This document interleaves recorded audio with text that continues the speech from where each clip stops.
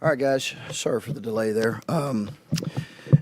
Give Purdue credit. I think Matt's got an outstanding team. They're physical. Obviously, they were coming off 2 losses, which happens in league play. But he's got an outstanding group, another outstanding team. Everything's built around Edie, but they got a lot of really good players. So they got a lot of really good players, and I thought their ability to get the stops in the second half and kind of take it from a 9 to a 15-point game and build from there was just too much for us to overcome. But give them credit. I thought our guys battled really well in spots, and Purdue's got an excellent team. So, congrats to them on the win. Questions?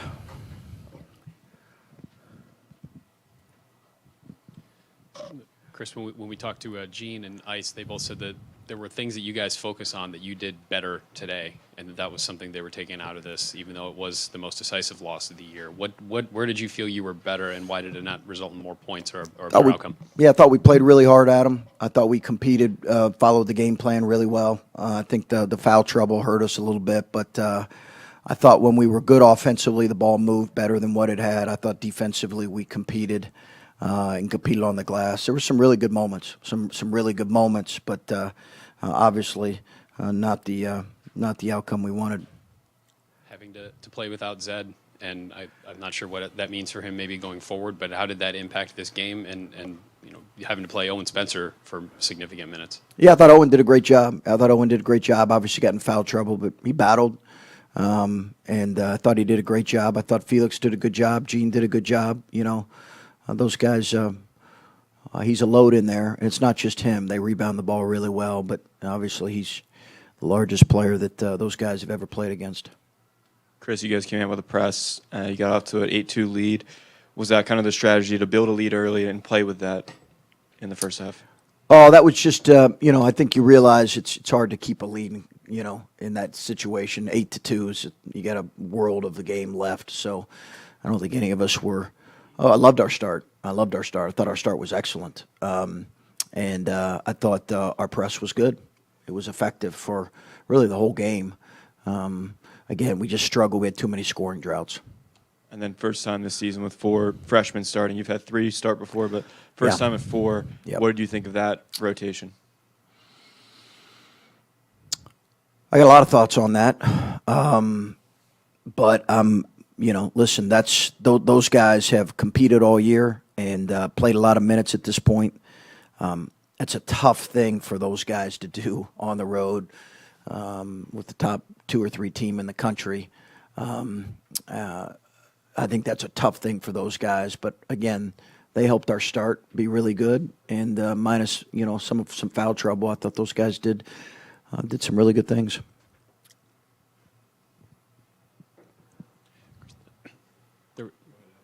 There was a timeout in the second half. I think Justice had just turned it over, and you guys had a pretty significant conversation, it looked like. What are you still trying to maybe get through to him, and what did you see from him today? No, it's just coaching. Yeah, it wasn't a conversation. It was just coaching. And, he handled fine. It was just coaching. Yeah, I think you mentioned rebounding, and that seemed to be an area where they really hurt you. What was the key to trying to figure something out there, and how difficult was it? Yeah, I have to look at it, Adam. I don't know how many Edie got. I think Edie got a couple putbacks. Their 4 men really go to the glass. Really go to the glass. I just think we got shoved underneath too many times. And a couple missed blockouts, but I think more than anything we got shoved underneath a lot. Chris, Purdue got out-rebounded by Maryland the other day, which, was just kind of an anomaly, I guess.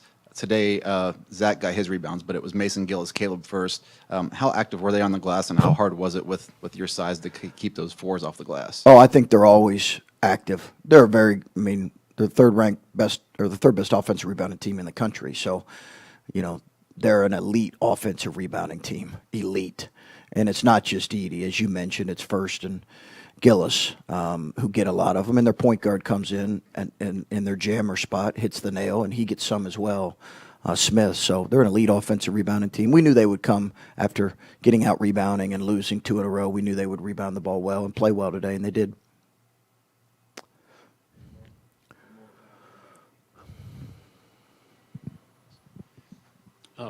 What can you say about Zed's status going forward? Could he return this season, or is this a point where maybe you say it's time to shut it down? We don't know anything right now definitively, Adam. Obviously, we're hopeful, but we don't know anything right now definitively on Zed. We should know more here probably in a couple days.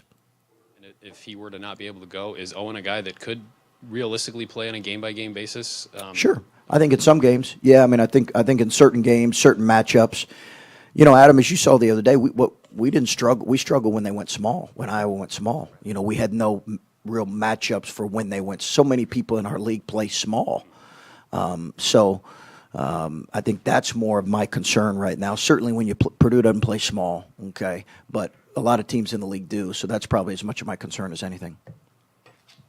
Okay.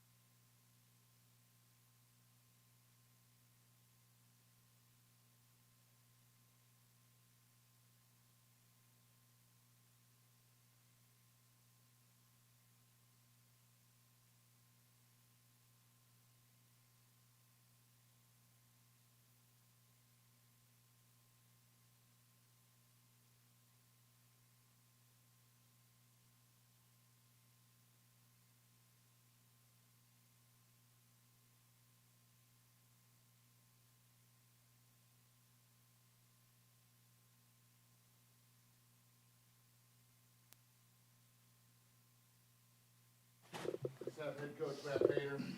Once again, raise your hand. Go ahead, Carl. Matt, just how your team responded on the boards after Thursday, Right. and just how much it seemed like they took a lot of pride in Yeah. crashing those boards tonight. Yeah, I thought they did a good job, just, being quick to the basketball. At Ohio State, I didn't think we were very physical in our box outs. I thought we did a better job there. We still had a couple lapses, but, being able to out-rebound somebody by, 23, is pretty impressive. And obviously we had a matchup, and they were shorthanded without Zed. And that actually, that obviously helped us because he's a very good player, very productive player. In both games, he's really out. He only played 3 or 4 minutes in the first game when we played him. But no, it was a good bounce back game for us, on the glass. We have to be consistent in that area. And we have for most of the year. I think we've had 3 games where we've been out rebounded.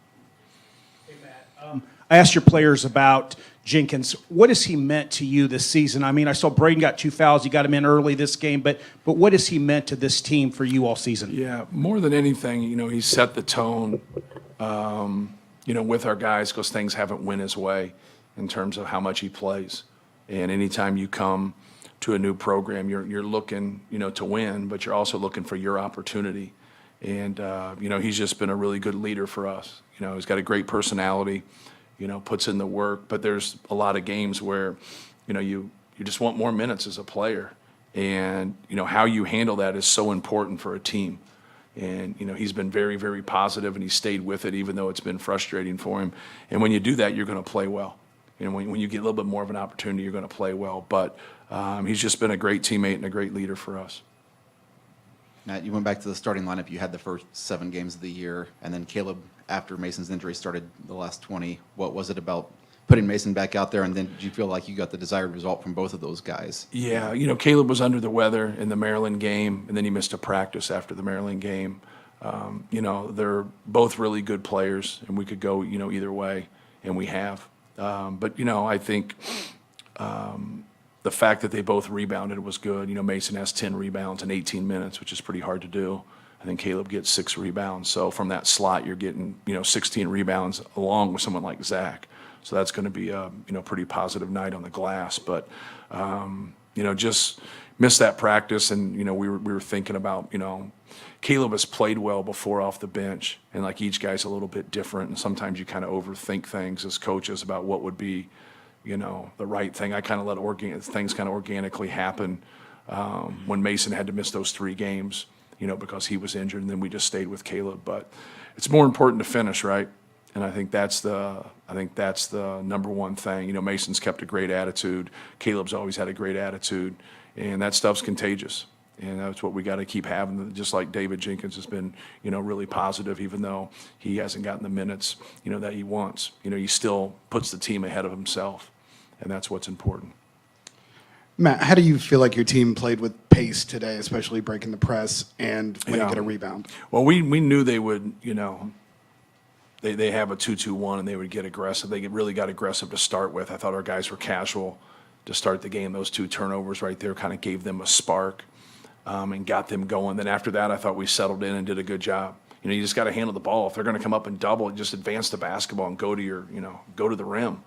And we had a couple of drives that we missed right there. But if they're just going to open things up, and then the back line help is the guy that's worried about Zach. So now you're going to have avenues. You've got to be able to make those plays or penetrate and kick or try to hit Zach, while they're pressing us. So if you can advance it and then throw it inside, and they're so spread out coming back from that press, it really puts a stressor on them with Zach right there. That's pretty hard to manage. But I thought our guys did a good job after the first couple minutes.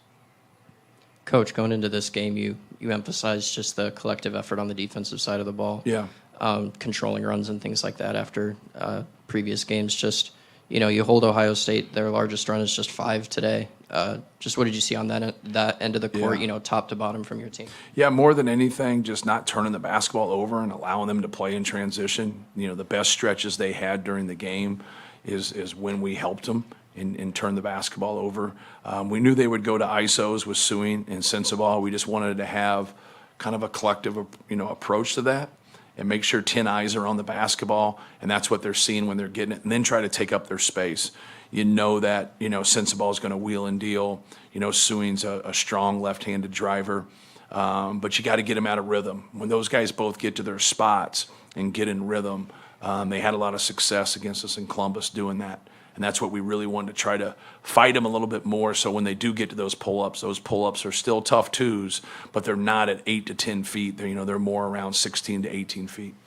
Coach, is this kind of exactly what the team needed, just to exhale a little bit after some tough road games and some tough atmospheres? Yeah, I mean, there's, no question. And, if you have a choice where you want to play, everybody's going to want to play at home. But for us, I think it was difficult because we had a road win non-conference, and then we won our first 6 road games in conference. So when you look at our record on the road, it's not a bad record. But when you're 6-0 and now you're 6-3, you look at it a little bit differently. And just beating ourselves at times.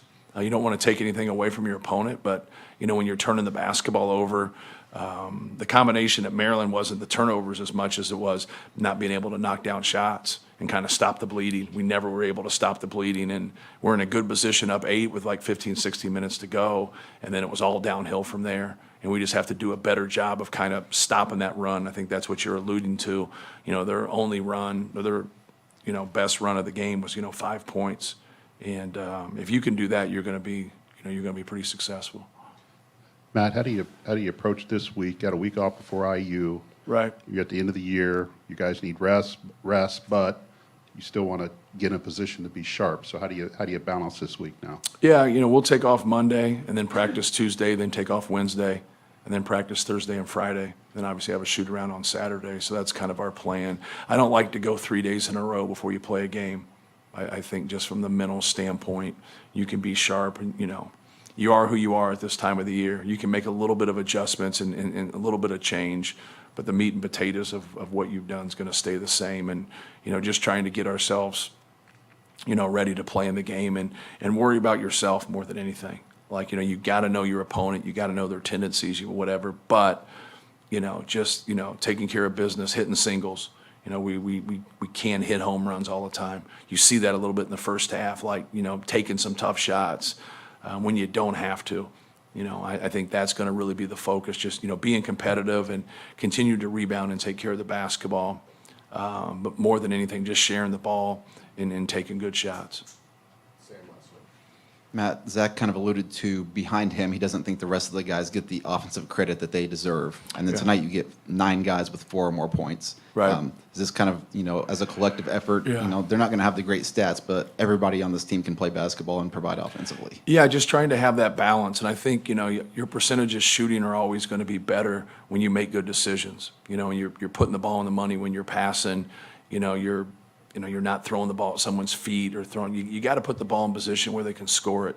And I think that for us is just having good ball movement, getting good screening actions, getting the ball from side to side, no matter what we're doing, whether we're throwing the ball in the post or playing through ball screens. I think that's the most important thing for our team. And just, take what the defense gives you. If they're going to allow him to be one-on-one, a lot of other guys aren't going to have as many opportunities. If they're going to come and double, then we're going to pass the basketball and then get into rotation. So just don't come in and each game like really get locked into how you feel about what's going on is how you're doing scoring-wise. There's a lot of other things that affect winning and losing, and just try to be a winning player. And, I think for the most part, we've been able to do that. So go ahead. You had your question, your hand up. No problem. Preparing for Ohio State this time compared to last time, they seem to be in a very different place. Yes. Coming off a big win, now obviously the losses are stacked up on them. Was it any different preparing for them this time compared to last time, given how the season has played Yeah. out since then? Yeah, I think in theory, like from your perspective, I think that would it would kind of make sense that it would be different, but their personnel is the same, and they're still dangerous. I know they haven't had the success that they wanted, but they're still dangerous. They still have good pieces. What I always tell our guys is always look at each individual player that you're going to get the best version of that guy. So some guy averages 16 and some guy averages 6. Like, think that guy's high is 30 and the guy that averaged 6, his high is 16. Think you're getting those versions. Like, don't look at him like, man, he's not. Because a lot of guys, are capable of doing things, but you got to play roles in this game. And so now that might not be something that they're consistent with, but they can have that individual kind of outlier game, and that can beat you. And so, like, look at them that way. And I think our guys did a good job with that. But, Sensabaugh's a tough cover. Like, he can go and get his shot. Suing's a guy when he can get going and get in that rhythm. He's a tough cover. Like, both of those guys were hard for us to stop. We did a better job this time, but the circumstances are different that you're kind of alluding to. I think that's harder. I think when you're in a little bit of a rut, when it starts to go against you, you get that here we go again, type feeling. But you allow them to get their head up and say they're up 9.5. Now it's a total different game. And so I thought we did a good job of managing the game and being in a good position. Then I thought we were ready to go the start of the second half, unlike the start of the first half. Yep, no problem. Thank you.